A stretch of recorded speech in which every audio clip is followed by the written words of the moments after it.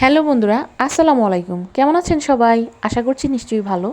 আজকে আপনাদের মাঝে ভিন্ন রকম একটি রান্নার আইটেম নিয়ে আসলাম। তো আমি বাসায় প্রায় সময় এটা রান্না করে খাই। আমার কাছে খুবই স্পেশাল লাগে, খুব মজা লাগে, এজন্য আমি আপনাদের মাঝে নিয়ে আসলাম। তো এখানে আমরা সচরাচর ট্যাংরা বা গুলশা মাছ একভাবে রান্না করে খাই। তো এখানে আমি একটু ভিন্নভাবে রান্না করব। সেটা হচ্ছে সরিষা দিয়ে ভাপা রান্না করব।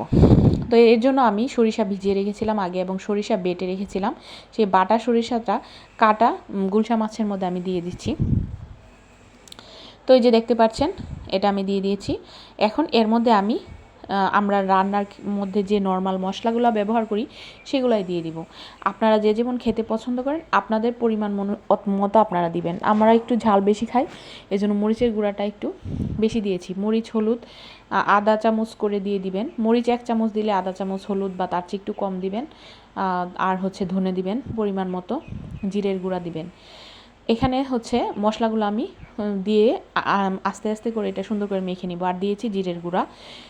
এখানে আমি জিরের গুঁড়াটা হাতে করে নিয়েছি। এখানে জিরের গুঁড়ার মশলাটা আমি কীভাবে বানাই সেটা আরেকদিন দেখিয়ে দেব, কয়েকটা জিরে একসাথে করে।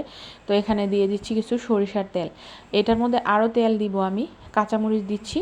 এখানে আরও কিছু বাটা কষা অ্যাড করব এবং পেঁয়াজ কুচি দিব। আপনারা চাইলে পেঁয়াজ বেরেস্তা করে ভেজে দিতে পারেন, সেই টেস্টটা আরও বেশি ভালো হয়। তো আজকে আমার হাতে সময় কম ছিল, সেজন্য আমি কাঁচা কুচানো পেঁয়াজটাই দিয়েছি। তো এটা মাখানোর পর এরকম হবে। দেখুন, রান্না করার আগেই কত লোভনীয় হয়ে গেছে, তাই না? তো রান্না করার পরে বুঝুন এটা কতটুকু টেস্টি হবে।